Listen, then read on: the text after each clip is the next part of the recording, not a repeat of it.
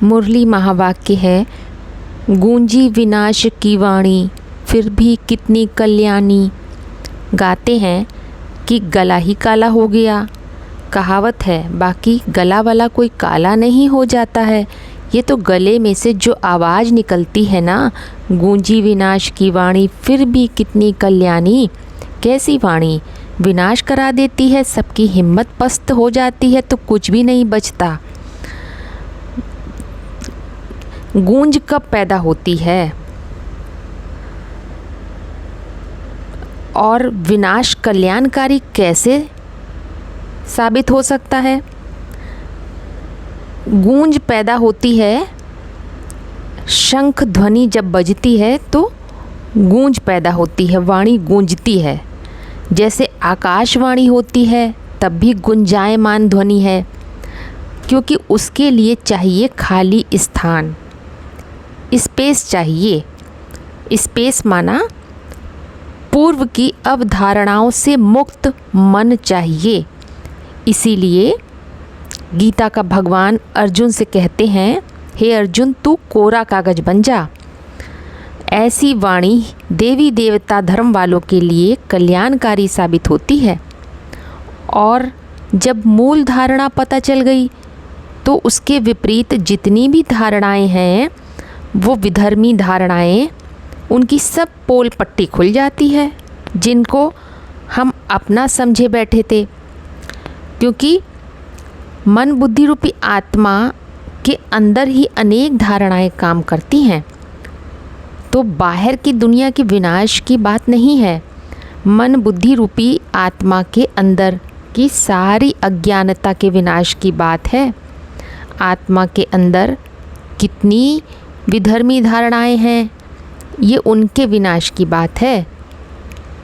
विनाश की वाणी अर्थात वि माना विशेष और नाश माना नाश। तो नाश विशेष रूप से नाश हो जाना, माना कि परिवर्तन हो जाना। एक महावाक्य है, गूंजी विनाश की वाणी फिर भी कितनी कल्याणी। ऐसी वाणी चलाएगा कि एक एक आत्मा की सारी पोल पट्टी नंगा कर देगा। सारी दुनिया उसके ऊपर कलंक लगाएगी, थू थू का करके ऐसे गंदे काम करे, हाय ऐसे ख़राब काम तो जानवर भी नहीं करते हैं, ग्लानि करते हैं, तो उन सब की पदरौनी हो जाएगी। नंगा नाच प्रसिद्ध है। वार्तालाप 1740 का महावाक्य है।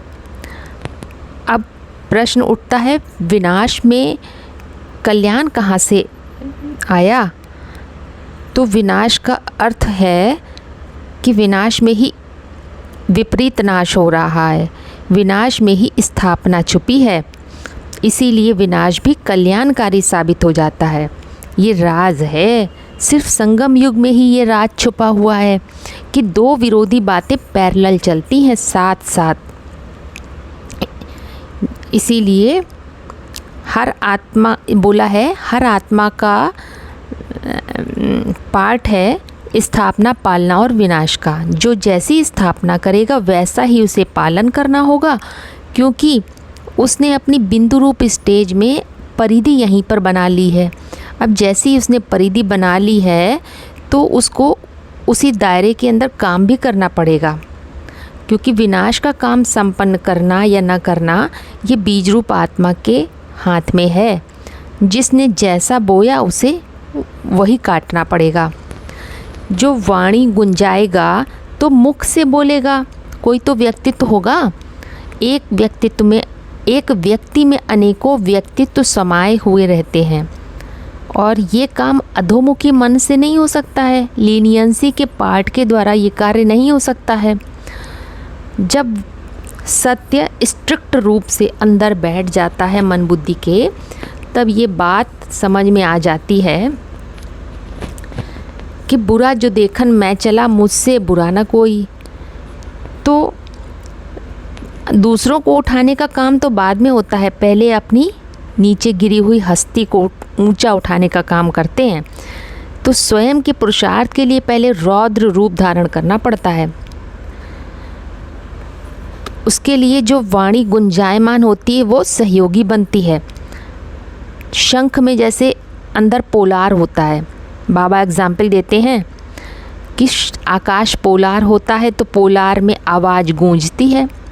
5 तत्वों में ऊंची स्टेज है आकाश, उसकी शेप है स्पाइरल फॉर्म। शंख की शेप स्पाइरल फॉर्म की है, नीचे चौड़ी और ऊपर पतली होती जाती है। जैसे मंदिर होते हैं, मंदिर की छत में गुंबद बनाते हैं तो वहाँ आवाज़ गूंजती है। गूंजने की बात को आकाशवाणी से भी जोड़ा जाता है। आकाश्य अर्थात कास्य माने याद का तेज आ जाता पहले, लेकिन याद का तेज तो पहले नहीं आ सकता है, वो तो लास्ट में ही आता है।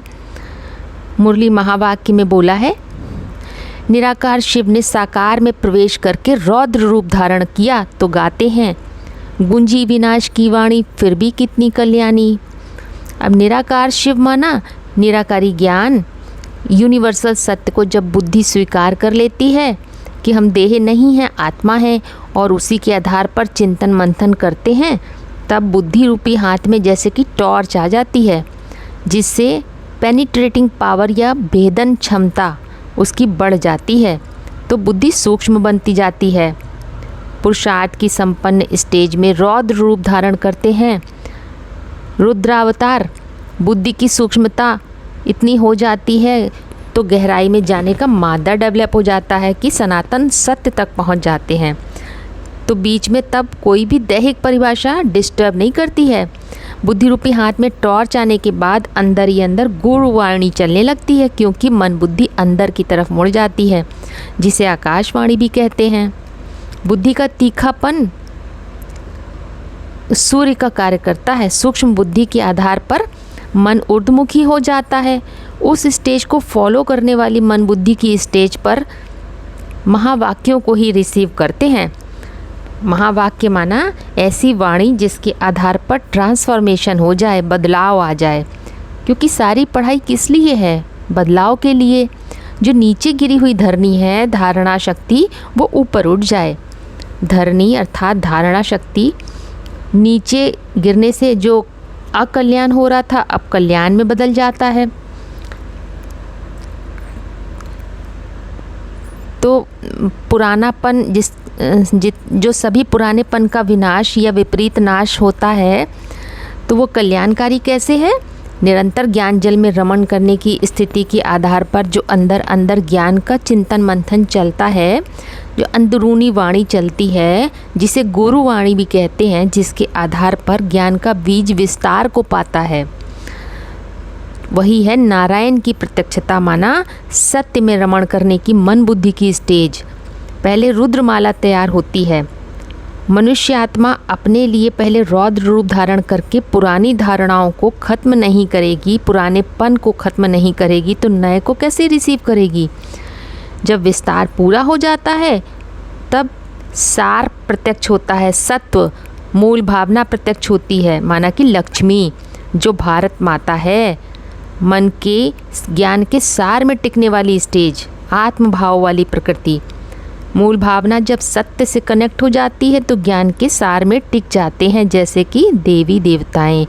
इस अर्थ में विनाश कल्याणकारी साबित हो जाता है।